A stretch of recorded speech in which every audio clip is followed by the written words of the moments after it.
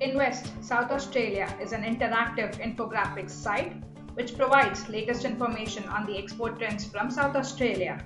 South Australia mainly exports processed and unprocessed agriculture goods, meat and meat products, vehicle and machinery tools, and very good quality wine.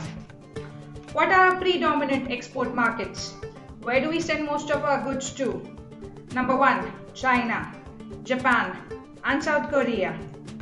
Using different data sets and analysis methods over the weekend, we've used data from the Australian Bureau of Statistics and the World Bank and analyzed with different kinds of variables which included GDP, inflation rate, exchange rates.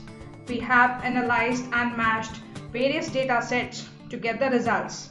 We've used structured forecasting, regression analysis and sentimental analysis to get clear facts on the trade trends of South Australia. How will this InfoSite help? Firstly, this will provide government a tool to make informed decisions on trade agreements and pacts. Businesses, small and large, can analyze the data and evaluate the potential of different international markets.